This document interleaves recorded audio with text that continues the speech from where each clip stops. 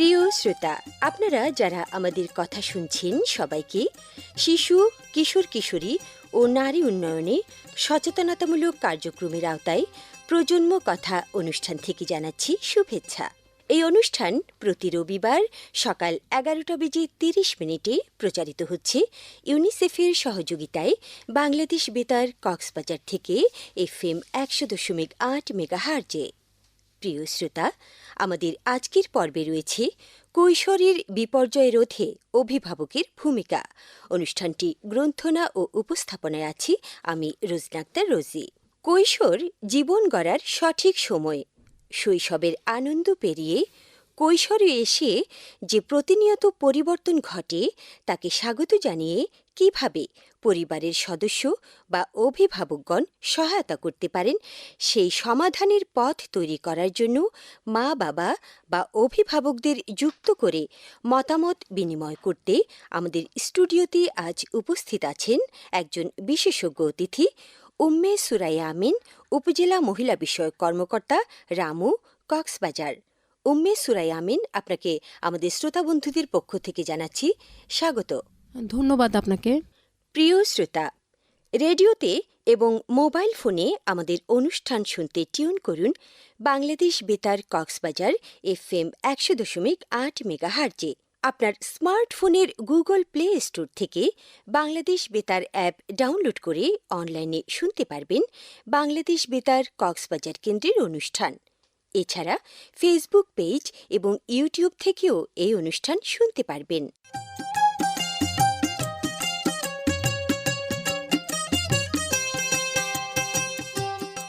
প্রিয় শ্রোতা, আজকের এই গতিময় পৃথিবীতে কিশোর কিশোরীদের জীবন নির্দিষ্ট একটি ছকে বন্দী হয়ে যাচ্ছে।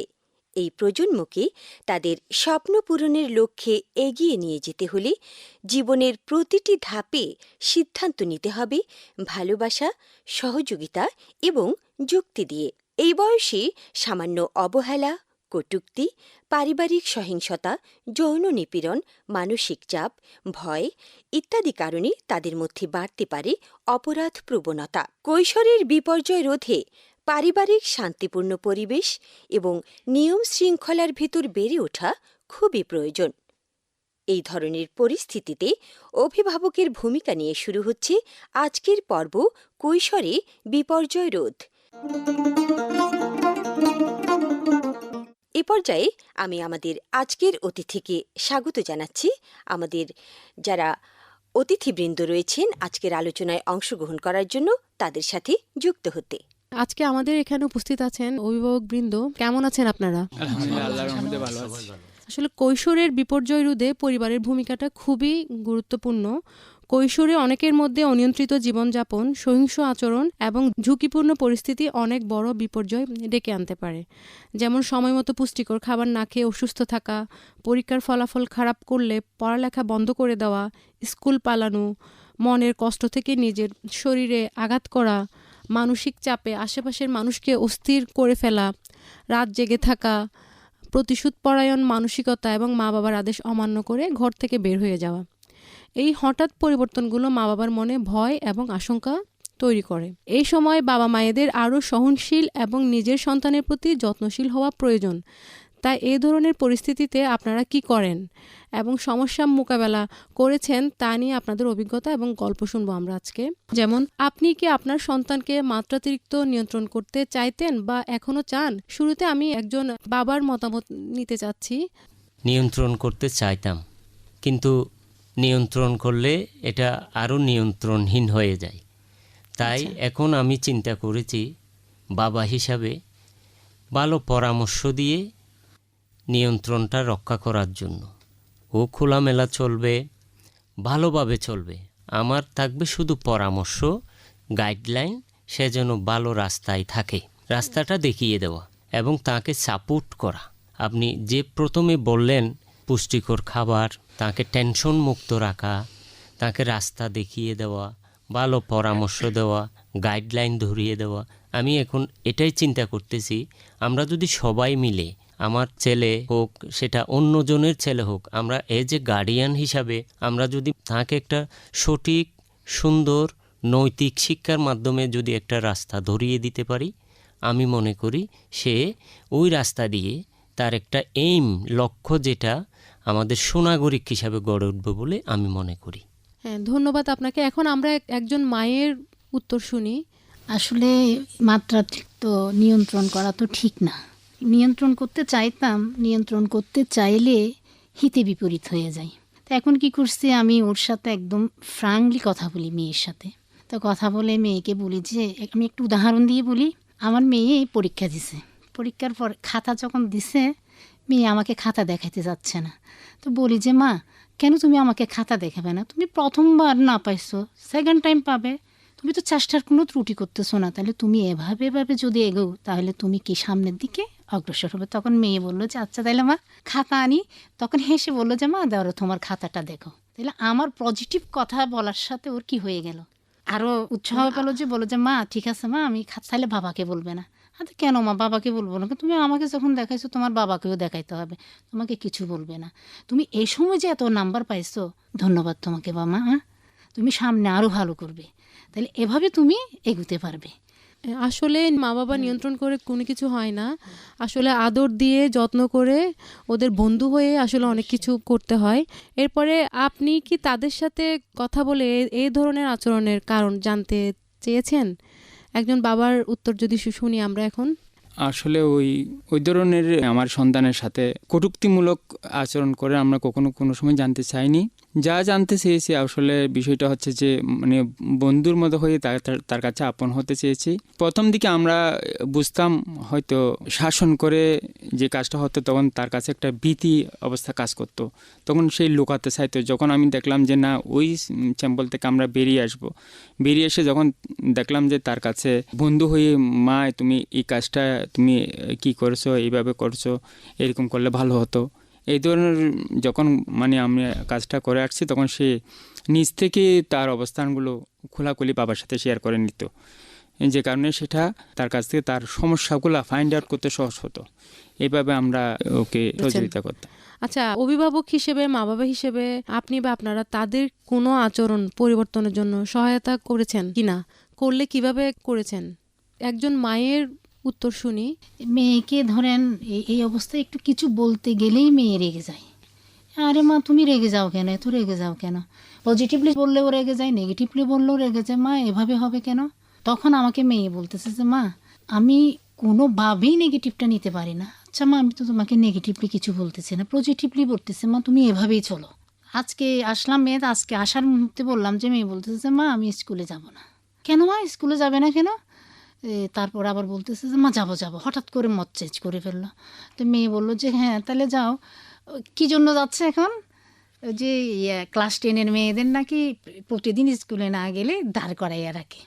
একদম এটা তো একটা ভালো নিয়মিত স্কুলে যাওয়ার জন্য হয়তো তোমাদেরকে এটা ভয় লাগাইছে, সত্যি কি আসলে দাঁড় করাইয়া রাখবে তোমাদেরকে?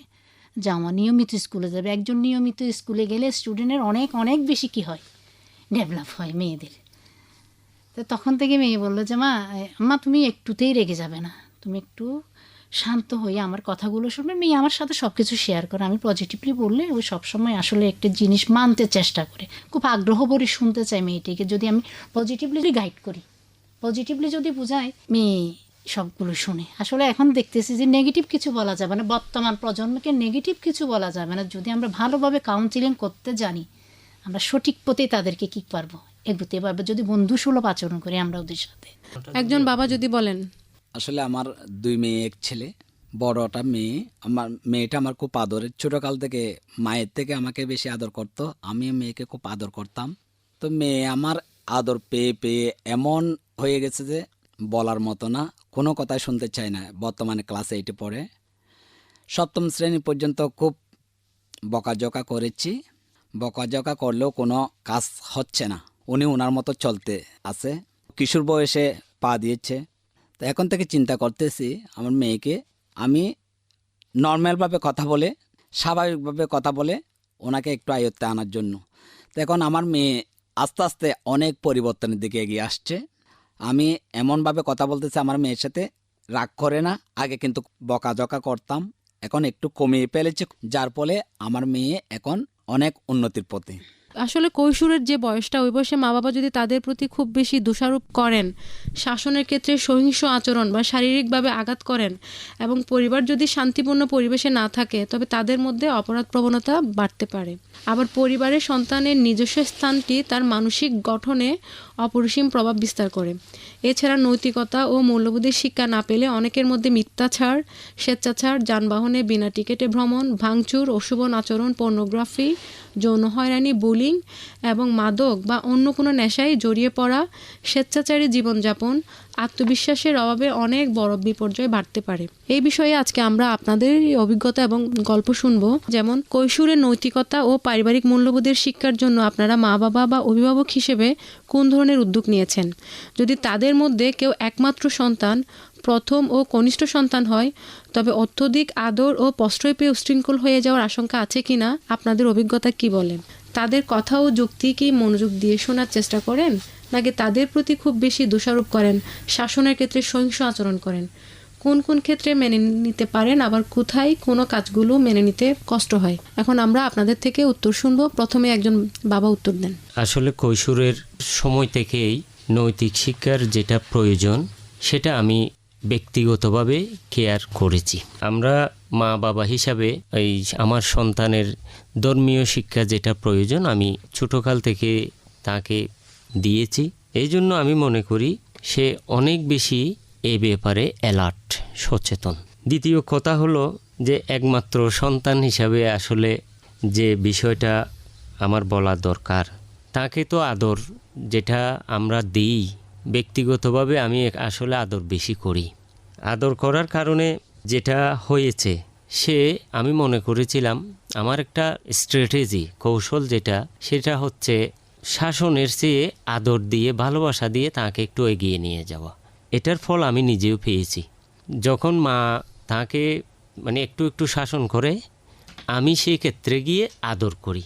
যে আমার মেয়ে কোনো একটা খাইতে না চাইলে বা পড়তে না চাইলে আমি বারবার বলি কি, হ্যাঁ পড়তে হবে না এখন, সে তো পড়বে, সময় আছে তো। এটা বললে সে একটু শক্তি পায়। তখন আমার কথা বলার কারণে সে আমারটা বেশি শুনে, কারণ আমি তার পক্ষে কথা বলেছি। এই জন্যে আদর, সেটা আদর দিব ঠিক, তবে আমার একটা লক্ষ্য রাখতে হবে কী জন্য আদর করতেছি। আদর করে আমি তাকে খারাপ বানাবো না, আদর করে তার পথ যে ফিউচার, ভবিষ্যৎটা আমি নষ্ট করব না। এই লক্ষ্য যদি আমার থাকে, আমি আদর করব, আমি তাকে গাইড করব। তো সব কিছু পজিটিভলি, যে মায়ের চেয়ে আমি আদর করি, কিন্তু আমি তাকে আবার আদর দিয়ে তাকে একটা রাস্তা ধরিয়ে দিই, যে এই রাস্তায়, এই পথে সে থাকবে মানুষ হওয়ার জন্যে। এখন যেটা বিশেষ করে আমরা তার কথা শোনার ব্যাপারে, অবশ্যই আমরা আমাদের ছেলে মেয়েদের কথা শুনব, মন দিয়ে শুনব। যখন তার কথা শুনব, আমি এটা নিজে পার্সোনালি স্টুডেন্টদের এবং ছাত্রছাত্রী এবং নিজের সন্তান দুটাই, তাদের পজিটিভলি যদি কথাগুলো শোনা হয়, তখন তাদেরকে আমরা যেটা বলি আমাদের কথাও সে শুনে। এখন যে শুনে তার কাছে সে বুঝায়। মা বাবা হিসাবে যদি আমরা তাদের সাথে বন্ধুত্ব করতে পারি, তার কথাগুলো যদি শুনতে পারি, তাকে যদি একটা পরামর্শ দিতে পারি, সে আমাকে বলবে, আমার কথা শুনবে, এবং ভবিষ্যতে সে অন্যায়ের দিকে যাবে না। নৈতিক শিক্ষাটা আমরা দিব এবং তার কথা শুনব, তাকে একটা পরামর্শ দিব। এই বিষয়ে আমরা এখন শুনবো একজন মায়ের অভিজ্ঞতার গল্প। প্রথমত একজন সন্তানকে নৈতিকতার শিক্ষাটা তো আমাকে অবশ্যই দিতে হবে। যদি একজন মা হিসাবে যদি আমি নৈতিকতার শিক্ষা না দিই, ওর ভিতরে কিছুই জন্ম নিবে না। নৈতিকতার বিষয়কে অবশ্যই জ্ঞান দিতে হবে। আমি কিন্তু আমার সন্তানকে আমি প্রথমত নৈতিকতার বিষয়ে ধারণা অবশ্যই দিয়ে দিয়েছি। তারপরে যে একমাত্র সন্তান হিসাবে, যদি ছোট সন্তান হিসাবে আমার কাছে সেই বেশি কিছু দাবি করে, আমার ছেলেটা অবশ্যই ছোট, ছেলেটা তো সবসময় আমার কাছে বেশি কিছু দাবি করে, মেয়েরা রাগ করে ফেলে, মা তোমরা বুঝবে না, তো তোমার ছেলে তোমার আশকারা পেয়ে পেয়ে নষ্ট হয়ে যাবে। বড় মেয়ে আমাকে বলে যে না মা, এটা ভুল কথা, ও তো ছোট মানুষ, এর সাথে তোমাদেরকে অনেক বেশি আদর করেছে, একে আমরা এখন কম করতে পারছি আদর, ওকে যদি আদর দিয়ে বোঝাই সহজেই কথা কিন্তু ধরে।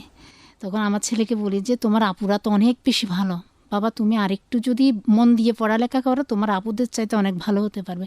দেখি যে আমার ছেলে, ওরা 10টা পড়লে ছেলে আমার 12টা পর্যন্ত পড়ে। পজিটিভলি যদি আমি কিছু বলি আমার ছেলেকে, সব কিছু অগ্রসর হয়। ঠিক আছে, শিক্ষক হিসাবে আমি যখন একজন স্টুডেন্টকে ওভাবে আমি প্রোভাইড করি, আমি ফল পেয়েছি। কিন্তু আমার একজন স্টুডেন্টও আমার কথা ধরে, সে কোনো দিন ক্লাসে পড়া শিখতো না, বাবা তুমি যদি পড়া শিখে আসো তোমাকে আমি পুরস্কার দেবো। দেখতেছি ও নিয়মিত পড়া শিখে, আমার গর্বে বুক ভরে গেছে। আসলে কি না পারে, উৎসাহ দিই, প্রেরণা দিই, ও অবশ্যই সামনের দিকে কি এগুবেই। এখন কথা হচ্ছে আমরা পজিটিভের সাথে অবশ্যই নেগেটিভ কিছু থাকে, আমাদের কথা বলাটার মধ্যে আশার বাণী থাকতে হবে।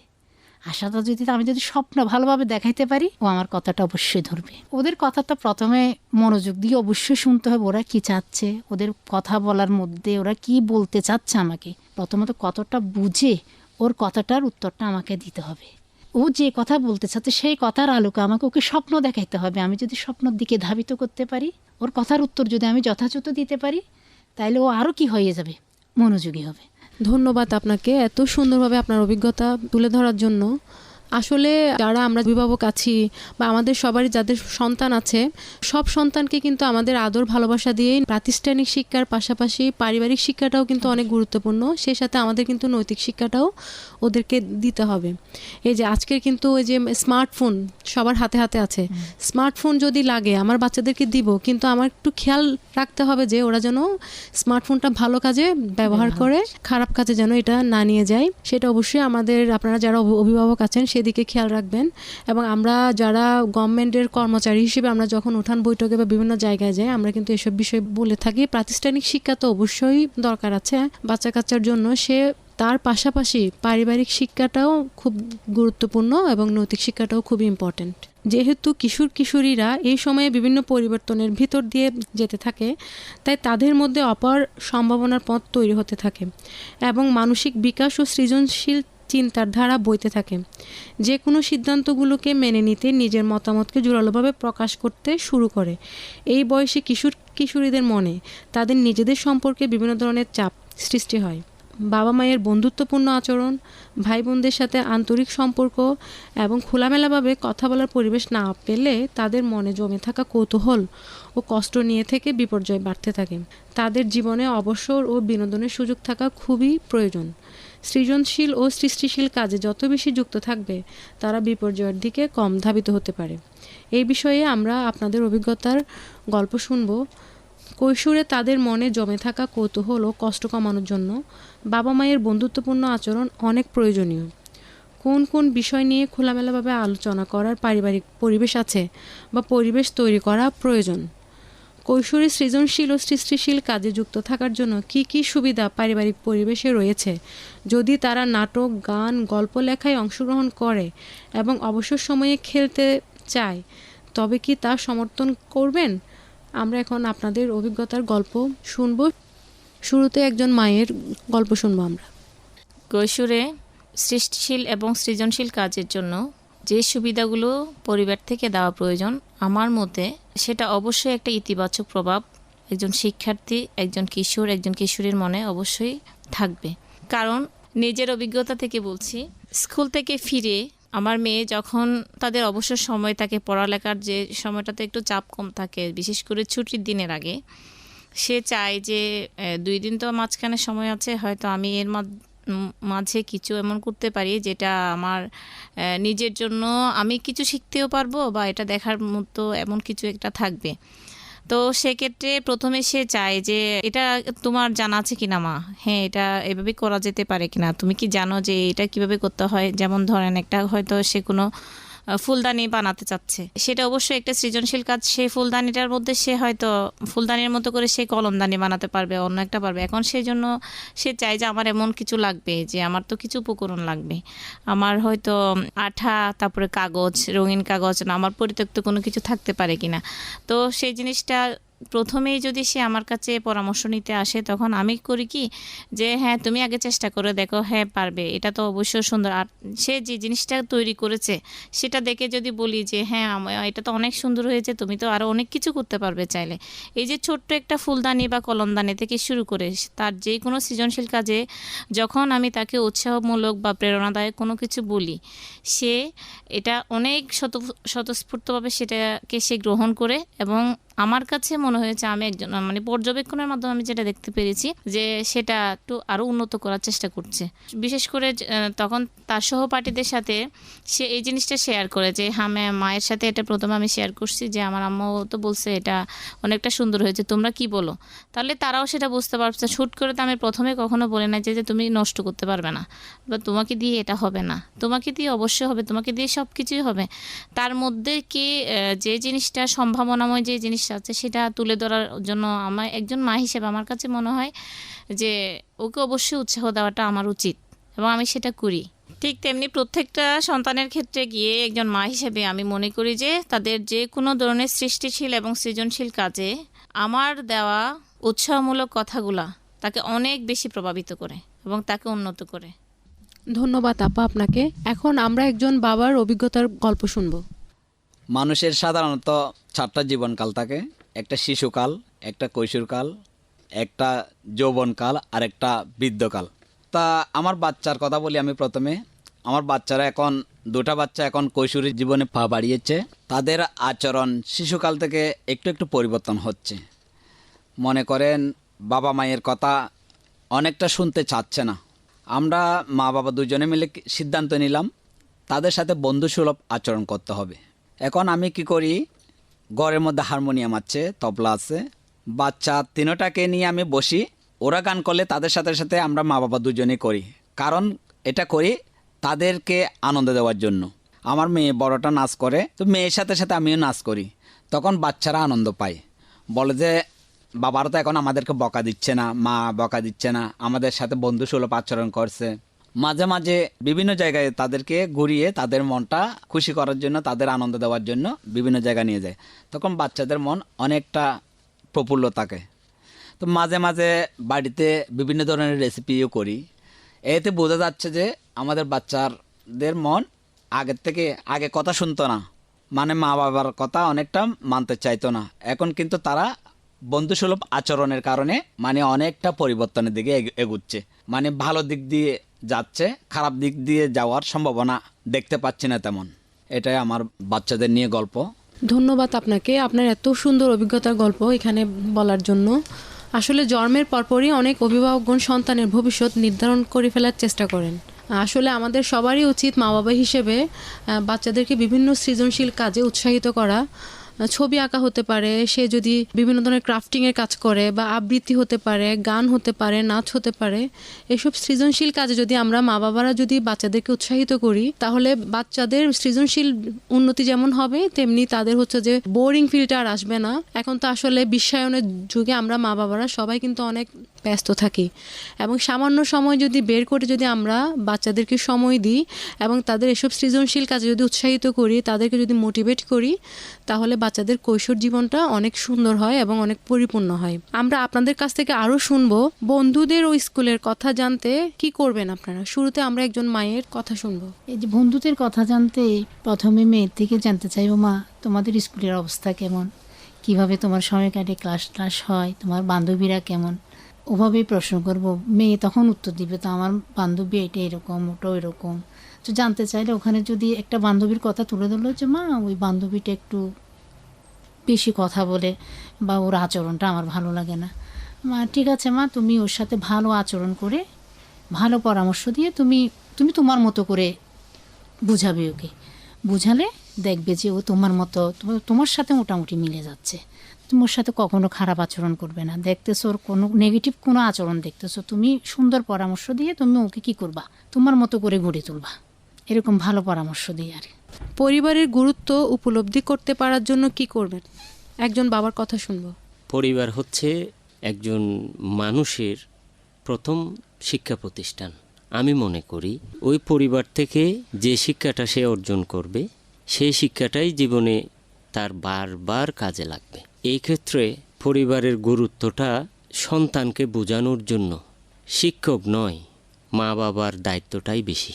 এই মা বাবা হিসাবে আমার করণীয় কি, যে আমি করেছি করব, যে আমার সন্তান যেন পরিবারের গুরুত্বটা বুঝে, মা বাবা যেখানে আছে সেটাই তার পরিবার, সেখানেই তার সম্পদ, সেখানেই তাকে ভালো পরামর্শ দেওয়া হবে, এই জিনিসটা যেন সে বুঝে।